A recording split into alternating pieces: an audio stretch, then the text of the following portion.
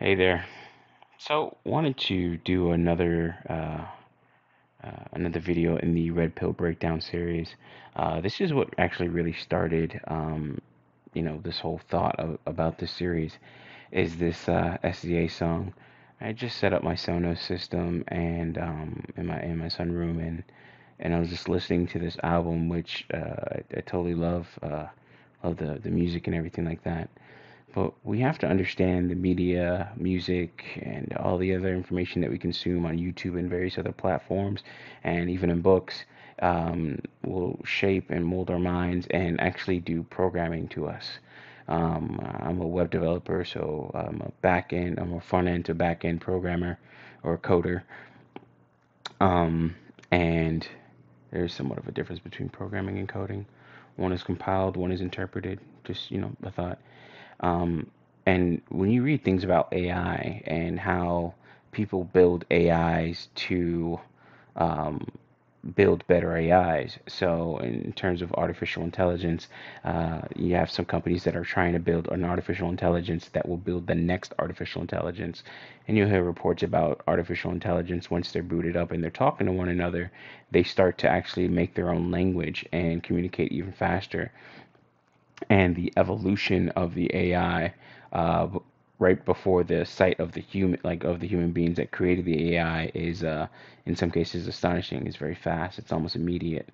But you have to look at some of the media that we consume, and if you look at it from a gynocratic standpoint, and if you look at the gynocracy itself as an artificial intelligence or an intelligent being that actually programs the next iteration of itself, if you look, I mean, you can look at it as MGTOW or feminism, and which birthed MGTOW, if you will, as a way of balancing out feminism. You can look to BGS's video about the gynocracy. If I remember, I'll link it here in the video description. But you have all the different waves of feminism and how, of course, it just wanted an equal opportunity. Then after a while, it got equal opportunity. Then it started to want even more, and to the point where we're looking at third and fourth wave feminism, where it now wants more equity, more power, and not even equity, but power. Like power is totally different dynamic than just equity.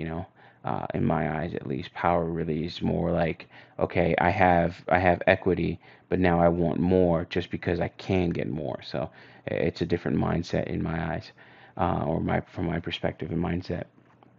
So this SZA album, Control, 2017, kind of when I got into the Black Manosphere, I was already in the MGTOW space and learning from that, and red pill raging and things like that, and coming out of that and working to come out of that, and even like at that time also raising my nephew, who was crazy. He just texted me SYSBM, and I was just like, whoa, so you've chosen your path. So it's like, whoa, okay. So let's go to the first song in this album. And honestly, man, we're gonna spend so much time on just this section of these lines here. I will preface this that I have an agenda behind this. I have a point to make. I will be cherry picking and nitpicking certain things. I will be looking at this from a red pill MGTOW lens. This exercise, this review, this diving deeper into this content here, or these lyrics, can be done on any song. It can be done on songs, pointed towards males or catered to males or advertised to males. So you can easily make a video like this about a Young Jeezy rap song or what have you. So for those that want to do that, that want to look at what I'm saying and say, hey, men, do it too. Yes, you are correct. And you can make content based off of that. And it can actually be a really good series in terms of breaking down the lyrics that people have written. Also, Rap Genius has a good breakdown of the song that I really want to get into, which is Doves in the Wind. And I will be breaking down mostly SZA's portions of the song and a little bit of what Kendrick Lamar rapped as well, which is very, I believe, poignant here. But the first song in the album is Supermodel, and it sounds like it's SZA's mom here. I would assume that's what it is. So Supermodel, that is my greatest fear, that if I lost control or did not have control, things would just, you know, I would be fatal. So um, I try to read that as close as possible to as how I remember it with the song itself. But you can hear how her mom wants to maintain control. And that's what the whole album is about, like maintaining control. Now, we can look at this from a gynocratic standpoint, where the gynocracy itself, whether it's black women in individual spaces or individual in their individual lives and relationships, or the overall gynocracy itself as a group and how they want to maintain control. Things that you're seeing with Miss Colors and the Black Lives Matter movement, and how even in the the interview that had Ice Cube and Patrice, I think it's Patrice Colors, all together. And when you see the two of them, you see Patrice Colors in terms of like she's doing a video looks like from her phone, and the phone is lower and beneath her, and she doesn't do anything to actually move it up. Now, this is a little bit symbolic because she's looking down at the interviewer and also Ice Cube, it looks like. So I don't know if this is on a laptop or something like that, but it looks like she's looking down upon Ice Cube for what he's doing in terms of his contract for Black America. So that was very, it was symbolic. So, but when you look at the gynocracy and you listen to even lyrics like this is programming women, modern women, into the next level or the next iteration of the gynocratic or the gynocracy, the feminist movement, and even just black women and their independence. I have no problem with black women independence until you start to see what it actually has reaped in the long run. So the question I ask is, are you happy? Is that what you really wanted? And even in this song, you can see how what's happening is the AI, known as the content that we consume, and the AI known as the modern woman, modern woman, if you will, if that was an operating system, is actually making its next iteration. All right. So this is from azlyrics.com, as you guys can see in the title or in the URL. But Doves in the Wind, these are the full lyrics here. And then, of course, you have Rap Genius or Genius.com, formerly known as Rap Genius, and how they go in a little bit deeper into it, which I thought was actually a decent breakdown and gave me a different perspective as I read through this. But I kind of wanted to keep true to my thought process on this as well. So we'll look at the first bit here, and we'll skip down to Forrest Gump had a lot going for him, never without pussy. If you know the story of Forrest Gump and even just the movies, how I knew about it, and we'll go into Jenny's character, which I brought up the Wikia or the fandom.com article about, or the breakdown of her character. That's we're gonna spend a lot of time in that, and this line is bullshit. So Forrest Gump had a lot going for him, never without pussy. You know, Jenny almost gave it all up for him. And you have to actually, like, when you read a little bit deeper into who Jenny is and her character and how sadly broken she is because of sexual abuse by her father, physical and sexual abuse by her father, there's not much she had to really give up for him. Also, she had an incurable disease because of all the things that she was doing, all the looks like the whoring around that she was doing in between the points where Forrest sees her and doesn't, and how at the end she's pretty much dying, and essentially she put Forrest on the shelf, and this is what we talk about, the nice guy archetype, and how the women will put the nice guy on the shelf, a twin mating strategy, if you will. She will have fun for quite a few years, and then towards the end of her years, she gives the leftovers, not the best of herself, but the leftovers to the quote unquote good guy, which is Forrest Gump. And Forrest Gump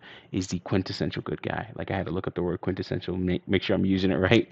But Forrest Gump is the quintessential good guy, and she didn't, even though he asked to marry her, she said, "You don't want to marry me." And then at the end, she asked to marry Forrest Gump, and Forrest actually said yes, which is crazy when you look at black relationships, how women will take control, or take in a sense, the reins of the relationship. And now you're even seeing more women, again, this is all programming, but you're seeing more women where they're starting to ask the man for their hand in marriage, which is kind of crazy, right? So it's like kind of the color purple effect on what they did to black people or black relationships quite a bit. So and how men were looked at. So this is mainly for, of course, this is mainly in the white sphere, if you will. But you know, you see a lot of women, a lot of feminist women and feminist ideology will look to movies like this and who Jenny is, which is kind of crazy because this was back in the 80s, and you see how it's progressed.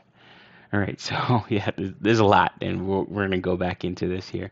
So Forrest Gump had a lot going for him, never without pussy. You know, Jenny almost gave it all up for him, never even pushed for the pussy. Where's Forrest now when you need him? You know, so it's just like, okay, now um, she's saying Forrest is the guy where we as men would see Forrest as somebody who is a little bit on the slow side. He doesn't understand everything, and he would also be considered a simp in today's words or in today's terminology. And you know, not because he's a good guy, but he's a simp because he always keeps on going for a woman that does not want him.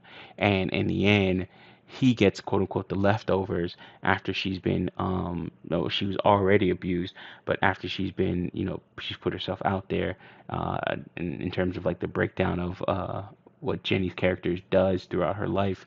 She's been in strip clubs, she's gone around, she's been in and out of like various hippie movements and things like that.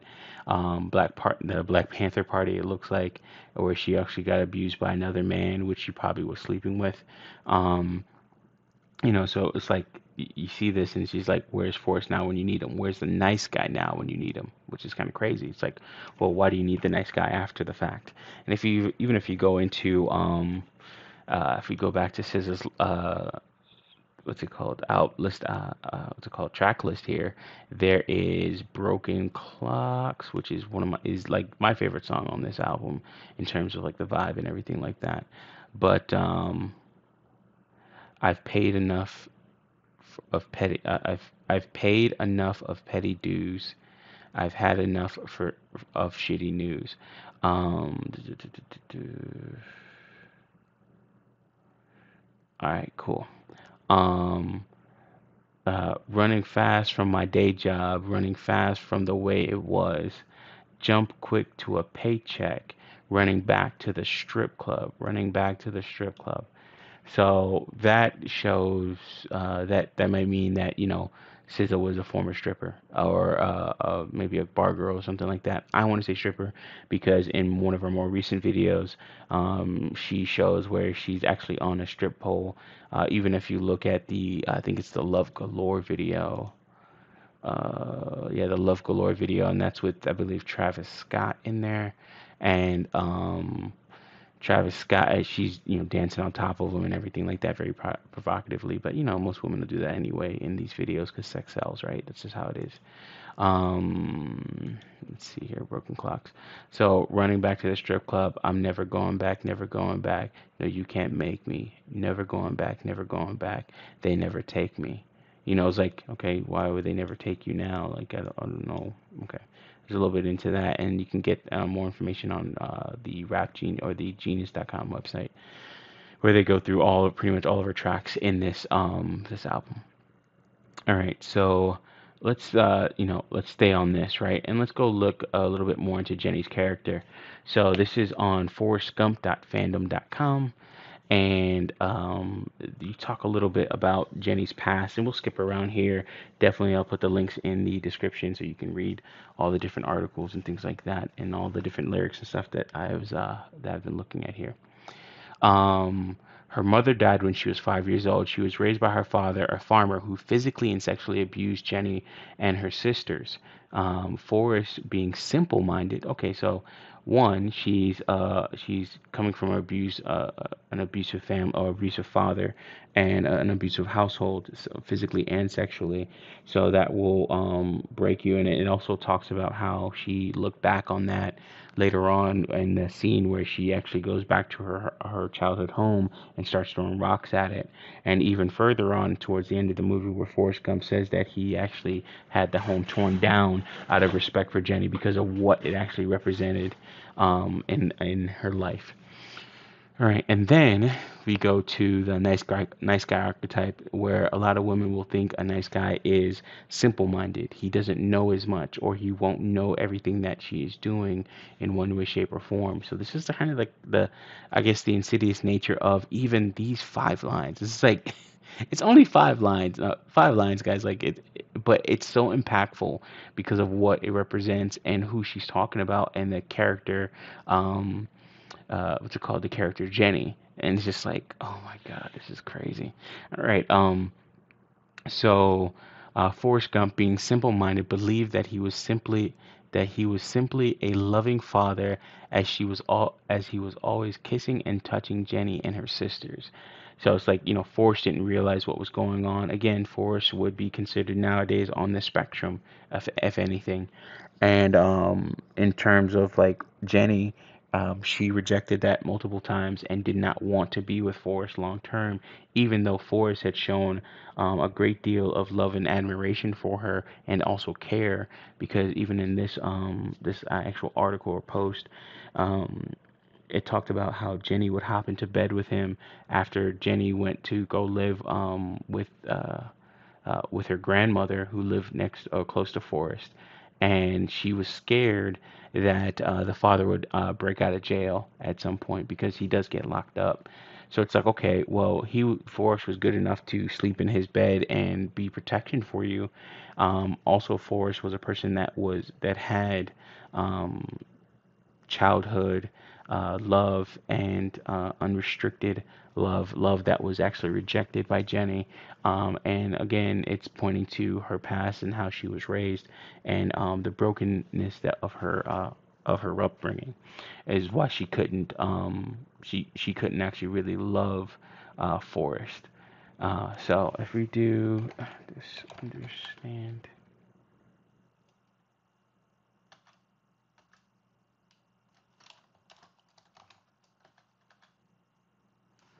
Okay, here we go. On evening, Forrest proposes to Jenny. She declines, saying, All right, let's. Ooh, boom, there you go. All right, cool. So, uh, this is a point where Forrest has, come to save the day and beat up somebody for Jenny. So outside the club, Jenny scolds Forrest for trying to protect her. Forrest admits for the first time that he loves her, but Jenny rebukes his claim, so she's pretty much denying him and the nice guy archetype, and who he is at the time. And Forrest does not change much in this series, in this movie, and you, especially in the movie itself, the movie adaptation. Forrest does not change in terms of like his mannerisms. Now he starts to understand things a little bit better as he goes along, and he starts to learn from other people, such as like Lieutenant Dan and things like that, and other people and things like other people that he meets. But to be very honest, Forrest uh, doesn't change much. Like, it's not shown that they don't show his growth much. It's not as prominent, I would say. But Jenny, you see her in so many different lights in so many different ways as you actually go through the storyline of her childhood, hippie and disco Jenny, rebuilding Jenny, marriage and death, and going from there. And I do have the article for Forrest as well. So you can see the different areas where, college, army service, ping pong, shrimp boat captain, home in Alabama, running, present day. So you can see, like, he goes through some changes, but if you look at, the drastic changes are had by Jenny quite a bit. So, all right, cool. So, and that loves her, and as she doesn't believe that Forrest is capable of knowing what love is, which is kind of crazy. It's like, okay, Forrest is not capable not of knowing what love is, but what actually is, this is a reflection or the projection from her to Forrest that she actually doesn't know what love is because of her abuse. So you can actually make that argument in this case.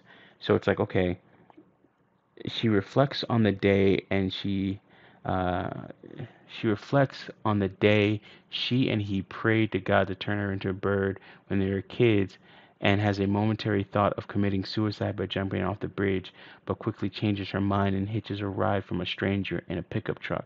So as soon as she's confronted with love and with somebody that actually loves her and actually has these feelings for her, she actually wants to jump off a bridge because she's that scared of love, right? Again, Forrest Gump had a lot going for him, never without pussy. You know, Jenny almost gave it all up for him. What did Jenny really give up? If anything, she didn't give up. She didn't give up anything for him.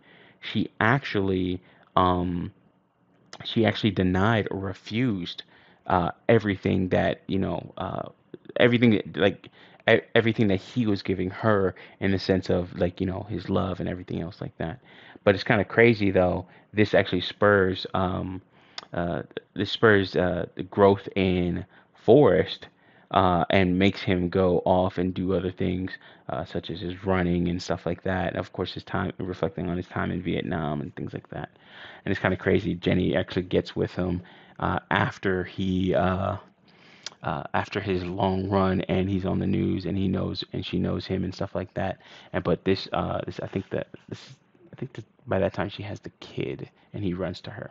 All right. Hippie and disco Jenny. It talks about her wild times. A disco era Jenny in the late 70s has succumbed further into life of drugs and instability. Again, Jenny gave it all up, almost gave it. Jenny almost gave it all up for him. Okay, what did she give up? Battered and high, she hits an all-time low in Hollywood, coming closest to suicide by nearly leaping off the top floor of her hotel. After a slip, she decides differently and steps down from the ledge, tearfully contemplating her life decisions. Rebuilding Jenny. Okay, so let's get rid of this love highlighting here. One day, the two enjoyed company for more few weeks. Flowers with Jenny. So in this case, this is where Jenny comes back home, and then when she comes back home, she spends the time with Forrest. So now Forrest is that guy that's there. Um, Again, this is the guy that's there. The guy that's there to repair her, help her lick her wounds, and heal up mentally and also physically, so that she can go back out there, or get back out there and get back to her life as she sees it, the independent woman life, if you will, the free, or at the time the free bird life, which she prayed to be a bird earlier on, and she lives as free as a bird, quote unquote. All right. One evening, Forrest proposes to Jenny. She declines, saying that you don't want to marry me. Her hesitation prompts Forrest to exclaim, "I'm not a smart man." Right? So he's already saying that, hey, I'm not as smart as you in a sense. I don't know everything. Kind of admitting that she was right in terms of he doesn't know what love is, or he understands who he is not. So that's kind of deep right there. I'm not a smart man, but I know what love is, right? So it's just like, okay, now he's saying that, okay, I'm not a smart man. I may not know what love is, or I may not know what love is to in a sense to you, but I know what love is. Like I know what I feel in a sense, like in terms of what he actually feels mentally and physically about her. Like um he may not know the love that she's talking about, but he knows what love is. Before stepping outside that night, Jenny climbs into bed with Forge. She tells him that she does indeed love him, so she loves him, but not enough to stay. Her first time admitting it aloud, and makes love to Forge for the first time. The following morning, she leaves in a taxi. So again, as soon as she gets close to love, she runs away, leaving behind Forrest's Congressional Medal of Honor and prompting his 3-year run. So this is when he starts to go ahead and run. So right after this, 9 months later, of course, she has Forrest Jr. marriage and death. Okay, so this is kind of crazy. So pretty much she sees Forrest on TV. Jenny being she starts apologizing for how she acted. So now, after everything, she is what's it called? She's apologizing for all that she did and how she quote unquote wronged him or whatever, right? So Jenny tells Forrest that her son is named Forrest Jr. after his daddy, and he bonds with the son while watching Sesame Street, right? Jenny later reveals that she is ill and is suffering from an unknown virus with no cure. Jenny almost gave it all up for him, never even pushed for the pussy. Where's Forrest now when you need him? Where's the simple now when you need him, and he forgives you for everything, and even accepts you with your HIV or hepatitis C? This is the programming that a lot of women are subject to in the songs that they listen to, where they hear these things, and it's like, oh, then then maybe they watch the Forrest Gump movie afterwards, and start to say, hey, I want a man like that. When in actuality, the man that they want is one that's going to overlook all of their past transgressions and decisions in their life. And I call them transgressions because even Jenny said sorry for them, and she regrets what she did. All right. And she regrets what she did because, like, where she ended up, she was working as a waitress. So it's just like, okay, she didn't get all the things that she wanted, and she went through a lot of pain and hardship. And again, that is due to the childhood abuse that she actually went through. All right. So asks Jenny and little Forrest to come and live with him, where he promises to take care of both of them. Jenny asks Forrest if he will marry her, and he gladly agrees. So this is kind of one of those, like, oh my God, is this where a lot of women nowadays kind of got that whole asking the man to marry her, asking for the man's hand in marriage? So it's like, again, we look back even at movies like The Color Purple. We look back at my original premise that AI programs the next iteration of AI, and what we're seeing is the programming of the next iteration of feminism and modern womanism, if that's a word. Modern womanism.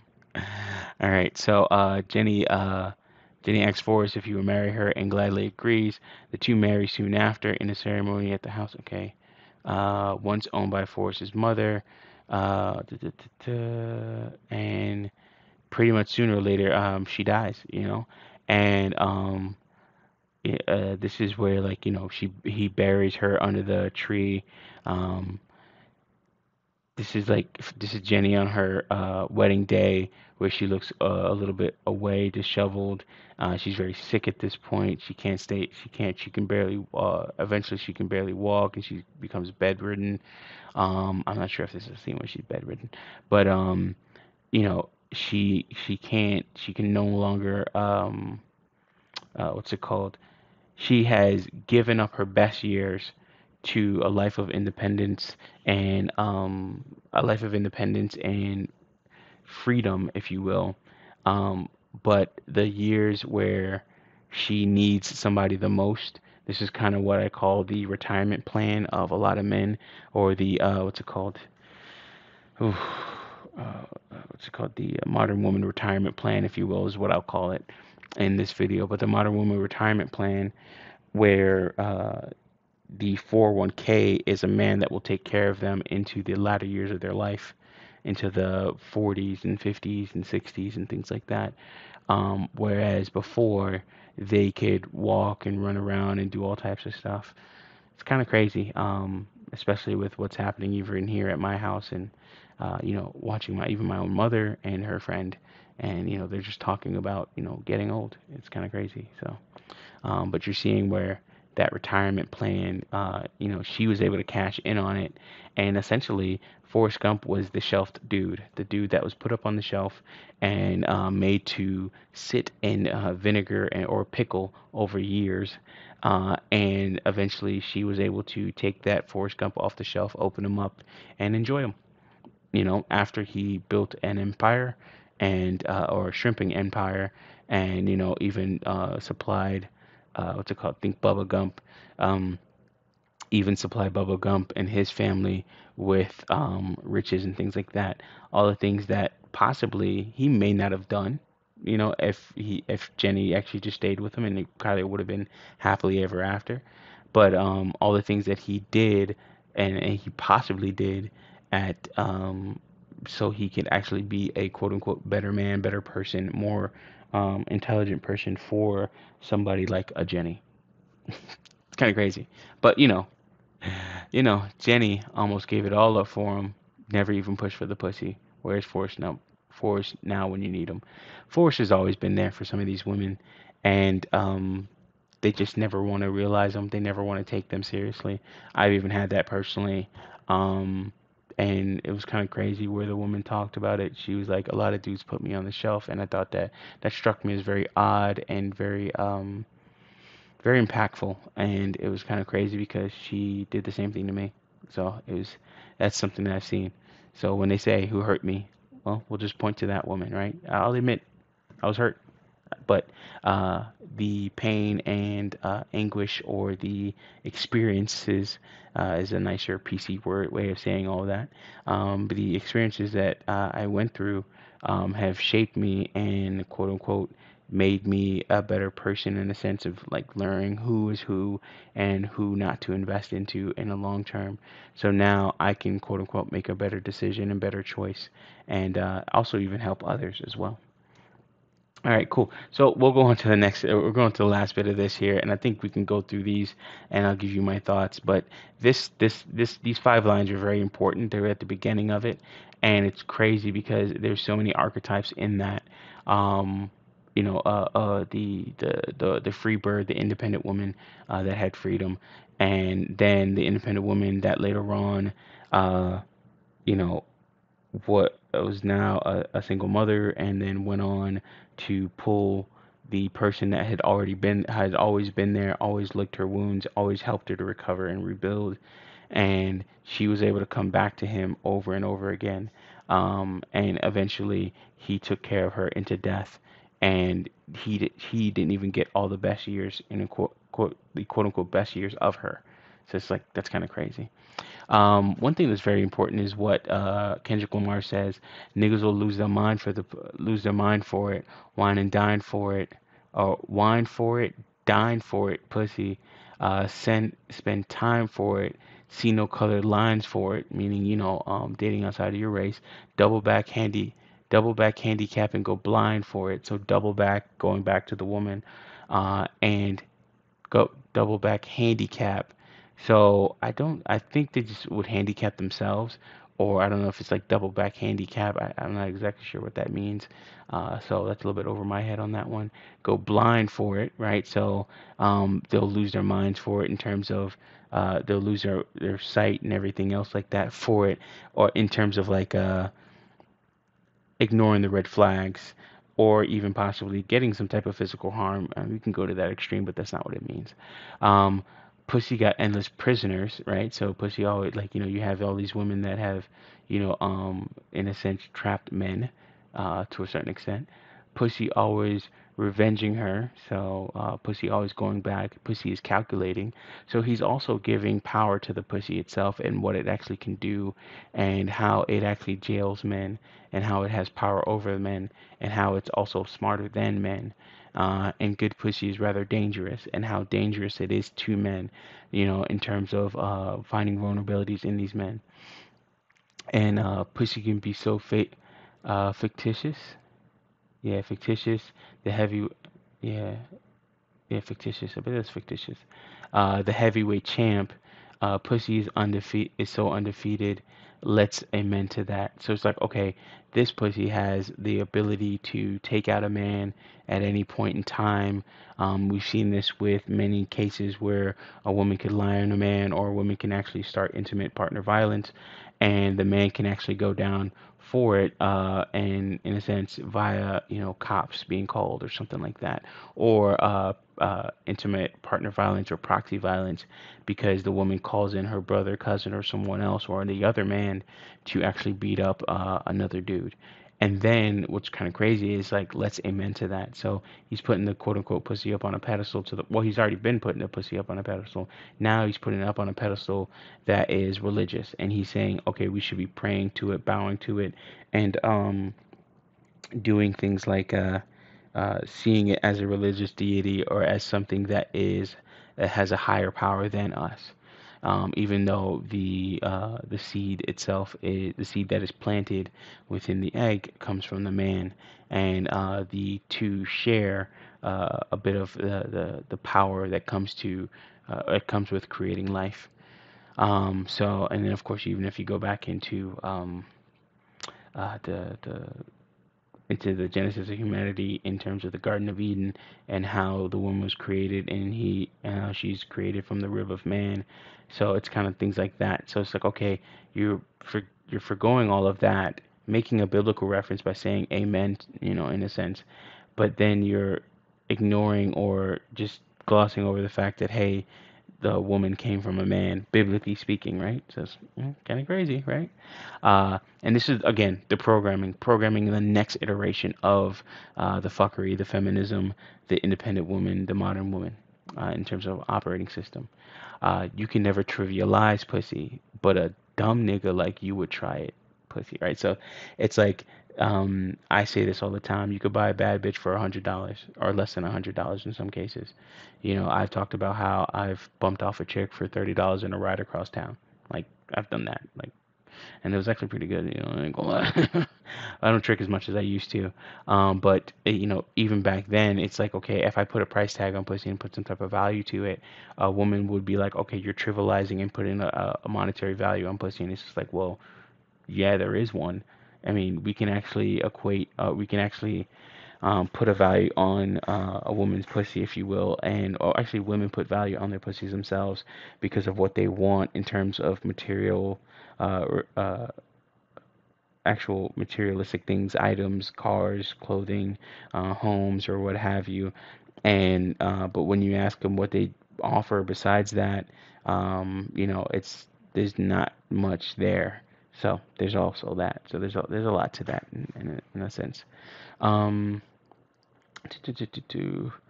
I know what you're really about. High key, your dick is weak, buddy. So it's like, so the fact that you're trivializing pussy, but now she's saying, high key, your dick is weak, buddy. And it's just like, okay, so you're telling me that I trivialize your pussy, but now you're saying because I trivialize your pussy, my dick is actually weak.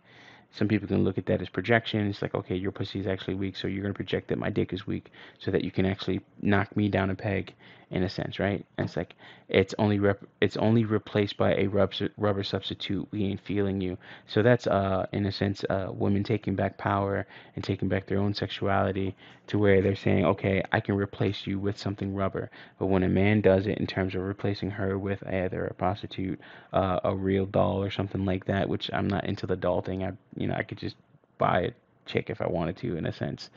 It, that's kind of crazy how you say that. Right? Like you just buy a chick, like you just buy pussy. You can buy access to pussy. I guess that's a PC way of saying it. And we ain't feeling you. I think I caught a vibe, kind of feel a nigga. So she starts to talk about how she actually feels a person. Um, even after saying, hey, listen, it's only replaced by a rubber substitute. We ain't feeling you. And then she says, I think I caught a vibe, kind of feeling a nigga. And then, later on in the lines, again, you can read the full lyrics. She says, and bust it wide open for the right one. Is that, is you that for me? 'Cause if you that for me, okay, all right, hold on, let's go back. Doesn't win. Is you that for me? All right. Think I caught a vibe, kind of feeling a nigga. You could touch the body. You can touch the booty if you want to. I ain't tripping on you. Such a nice girl, SZA. And that's her talking to herself, saying, "Oh, okay, I'm giving him access. He should be, he should think that I'm a nice person, or he should think that, he's lucky. I'm really trying to crack off the headboard, okay, having wild sex. I'm down for that. All right, I feel you. And bust it wide open for the right one. Who's the right one? Is it Forrest Gump? Because if it's Forrest Gump, the right one don't come later on until after you've done all of this work with other men and everything else like that. You have all these different sexual escapades with other men, right? Kind of crazy. Is you that for me? Because if you that for me like doves in the wind, hey hey that pussy. All right, so oh, and then so pussy, it's like I will make you beg for it. I want to see you call out. Like so essentially, even though he can be replaced, she still feels power in having him want her. This is the power of attention. This is power of social media. This is power of likes and loves and hearts and comments and all these other things that we actually give women our non-sexual companionship, our non-sexual attention, where it's like we're looking at these women and we're saying, okay, you're worth doing more for. So it's kind of crazy. So, yeah, that's my breakdown of this. The first video talked a little bit about, do you actually want to be married? In this red pill breakdown series, there will be a list like with most of my major series. There's always a list. So there will be a list for this one as well, and I'll probably break down the next one is the Jasmine Sullivan song "Pick Up Your Feelings," and probably some other things. But yeah, guys, go ahead and read the full lyrics and digest it however you will. As I always say, hey, listen, if you're not taking what I say with a grain of salt, then you're low on sodium. Do your own research, look into these things. Don't just take my perspective. I want you to take that in and understand it and get a better view of these things so you can kind of look out for it in your everyday life. But I also want you guys to draw your own conclusions.